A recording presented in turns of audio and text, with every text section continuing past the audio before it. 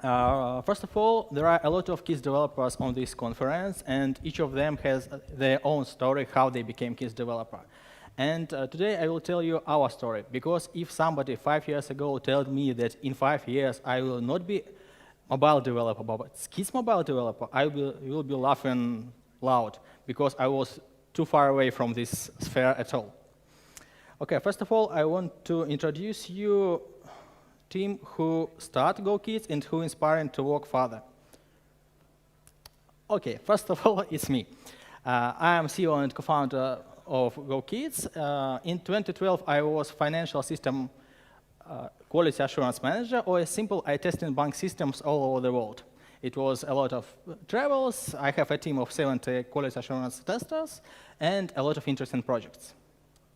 This Yana, co-founder, my wife, and producer in our GoKids. So it's family project, a starters family project.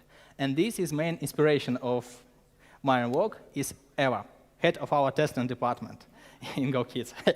Yeah. Okay. A little bit statistics about us. Right now we have 36 games, mainly on Google Play, but some more titles are also available on App Store. 15% full-time team and a lot of freelancers, for example, for translations, voiceovers, etc. And right now it's more than 60 million downloads on both markets. Okay, how it begins. The story begins in 2012 when I met my future wife, and we started thinking that working as tester is good, really good. I have interesting project, but we always want our own project as a hobby. I think everybody sometimes think about it, that own project is cool. And we started thinking what we can do, how we can make our project. We have a really big list of ideas, what it can be interesting for us, what can we do. Ideas was really different, not with information technologies, like flycatchers production. It was my favorite ideas. I really wanted. Okay, karting, or even fruit mini shop in our city. So you see, different ideas. But we are managers, and we decide to solve this problem as managers. We create a list of ideas. We create a criteria for each idea, for these ideas, like investments. It should be. We don't want to invest a lot of money to our hobby. We want to create it like a hobby together with our hands. Growth potential, how many users we can attract. Expected profile, what are the limits of money we can earn, and complexity. It should be simple. Then we add list of ideas and range it. And flycatchers, not one, it was mobile applications. Okay, we decided that we will try to create our first mobile applications together. We know that we want to create mobile apps, but what type of the apps? And we run our method the same. One more time. Criteria, list of different apps, and one more ranking. And we have 2 winners. Yes, no ball, it was really popular. If you see, I don't know in what movie it was, but yes, no ball or Magic 8 Ball, which shows yes or no. It was very popular in 2012. And Christmas games for kids, I think it was November, and that's why there was a lot of Christmas games on market. We compared these ideas and found that there are not so many competitors in this category. And from that time, we start to work on kids developers. Next question, we know that we want to do mobile game. We know that it should be for kids. How will we do that? We don't want to hire any people. We want to create it by our hands. Okay, we decide that Yana will be a designer. Why? She is a girl. She knows how to create things beautiful, and she knows the difference between red and Bordeaux colors. Not for me. Okay, I installed her Photoshop and show all functions that I know, maybe 3 or 4 main functions like Magic Wand and other. Next, I will be a developer. I am not a developer, not technician. I have no technical background.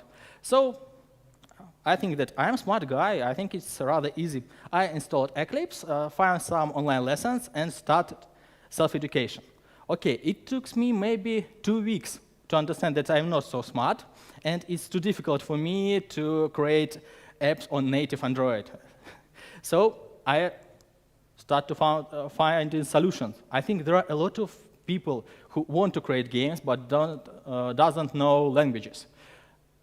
So maybe there are some frameworks where you can only create algorithm, press play, and game is working. Okay, looking for a simple framework. I checked several frameworks, and they was rather difficult for me on the first sight.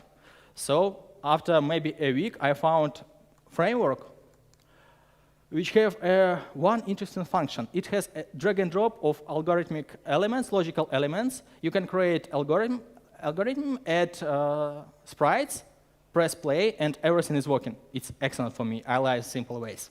Okay, so from that time, we start making games on GameMaker Studio. Okay, our first game. It took us maybe 1.5 months for our first game. We created, it was a secret project, a really secret project. We were working on it after our main work and all weekends. And to all friends who are asking us, what are you doing, why you are not visiting us, we said that we are playing World of Tanks. It was our history. So the day of release come, we publish our game, and we choose as monetization model. And on the next day, we receive our first income. It was 13 cents. I remember it. It's a really small income, but it was too inspiring for us. Just imagine, 1.5 months, you creating apps together by your hands, you creating some new, some own, then publish, and you will earn 13 cents every day. Just amazing on that time. Our first game looks like this. Rather simple, not bad. Yeah. And our first successful game looks like this. It was not first game, it's not the second game. Okay, first results. After that, we continue to work, creating more apps, and I found some screenshot with our first $1,000. It was a great for side project in our country. Yeah, you see that I have already 4 games. We are published, and we are receiving this money. Good, it's inspiring. And breakout, yeah. Maybe in 6 months after start, we have rather good results. And when we achieve them, we make next things. We leave our main work and completely switch to a hobby. To understand that income from apps was rather low than my single salary, so it was rather risky. But we try. Every time, at any time, we can return to our main work. So yeah, we leave, we married, and we go to honeymoon to Thailand for half of the year. It was our sweet story. Okay, and after that, I make a small chart about releases. As you see, for the first 3 years, we have approximately 6-7 releases per year. Sorry. Yeah. And in 2016, we start to hire people. Before that, we were working only together, 2 of us, and sometimes hiring freelancers. And in this year, we are going to release maybe 20 games. Okay, that's our story, its first part. After that, I try to put down all our strengths, what helps us to grow this, and what our weakness as a kids developers. Let's try. First of all, I think everybody talking about that, you need to create with kids. In our company, almost every member have kids, 1, 2, 3. So we are testing all items of our games with kids, starting from ideas.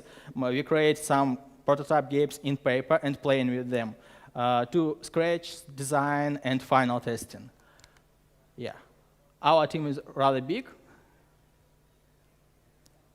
This is our testing team. So you see that our in-house testing team is rather big, 12, maybe a little bit more. Okay. Also for big games, medium-sized games, we have 2 groups in kindergarten where we can make tests. We come to these groups, we give them tablets and make a video how they interact with our games. It's approximately 1 time per month. Okay, next, localization. Also the most important part, because kids market are rather narrow market. Why you should limit yourself by supporting only 1 or 2 languages? And for example, there are a lot of competitors in English education games, but less competitors in French, for example, Spanish languages. So you need to support. Voiceovers as must be. We are focusing on educational games for kids from 2 to 6. They can't read. So every action, every word in your game should be voice-overed. The whole story, the whole education process. Yeah. It's example of how many languages we support in one of our game. Yeah.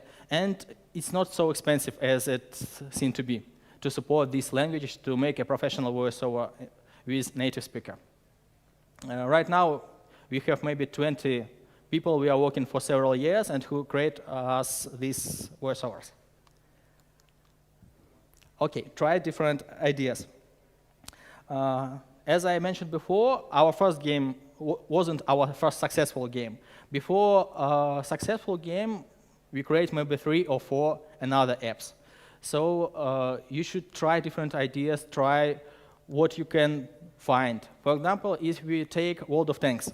Company Wargaming was founded in 1998, and World of Tanks was released only in 2010. And before this year, they have maybe 5 or 8 another project, and nobody knows it. They are looking for their niche, and they found it. So we need to find different ideas. Listen to your customers. It's interesting thing in kids category. Why? Because there are a lot of different requests. But just imagine how they receive their requests. Kids playing this game, and he wants some new feature. He came to his parents. He told to parents explain what she wants. She made these parents to write email for us and to interact with us. It's a long way. But if you will support these requests, kids audience is very loyal audience. And if kids ask a new game with this character, you will create it. It will play for a long time with this game and maybe play another game because he's loyal to you. Yeah, another 5 small apps is better than 1 big app. I think so for small companies. Yeah, it is often the small companies start to work on 1 big idea. Small companies have a limited budget, a limited time, and maybe your budget is okay only for 70% of development, and after this you will fail. Or maybe you will create 1 game, but while you're creating it, trend changes and game will fail. And in small companies, after failing the game, company fails also because no money, no people.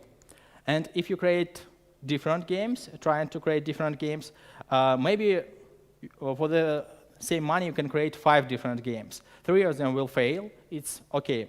Maybe we have also maybe 50% of game are fail.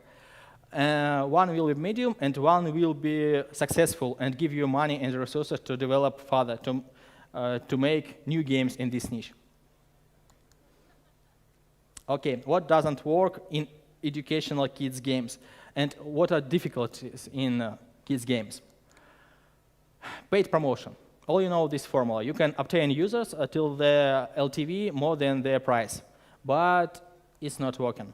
It's not working for us. It's not working for other educational for small kids because kids category is rather difficult to monetize. And LTV of users will be lower than CPI in every case. So you need find different ways to obtain traffic. And it will be excellent if the traffic will be very, very cheap or free. Like organic traffic, like featuring, like maybe cross-promotion or change traffic with other kids developers. Virality. Okay. In current games, it's often you can log in with some social networks. You can post some information from the game. You can ask for help, and you can buy traffic. You can achieve a lot of traffic from these networks. But the problem that all these networks are 13+. So you can't use it. You can't use it login. In kids games, you can't buy traffic. You can do nothing with them. I think only 1 social network is for kids. It's Pop Jam. It was told before me. Okay, multiplayer game services. Maybe you want to create a leaderboard to add challenges to a game, or maybe you want to create multiplayer for players from all over the world. The same. They are not permitted in kids' games due to COPPA requirements. And featuring. One more thing. There are two types of featuring. I am talking about Google Play because we was featured only on Google Play, and I don't know what about App Store. So global featuring is when your app is new and updated on main page. It's good, it's cool. And there is a family featuring, when your app fits to the new and updated on family category. This category is available, this new and updated category available not only in all markets, maybe 16 or 18 markets. So global featuring can give you up to 12x downloads per day when you are featuring. Family featuring will give you only 1.5x downloads. But if you're creating kids games, almost all your requests will go to family featuring because it's family game. Yeah, I have statistics about 1 hour web which has both featuring. In the middle of 2016, you see global featuring, and in the start of 2017, you see family featuring. You can compare. Okay, thank you very much. Why you chose Google Play over App Store? Because my first phone was Android, and it's historically, you start from Google Play and then and then publishing on App Store. But most of your downloads and from revenue Google is Play. coming from Google Play. Yeah, because we start to publish on App Store maybe several months ago. Before that, only on Google Play. And just curious, where are most of your downloads coming from? Are you able to share that information? No, it's USA, the more downloads, then Russia, Brazil, Mexico, and some from APAC countries like Indonesia, Malaysia, maybe in top 10. Cool. Thank you.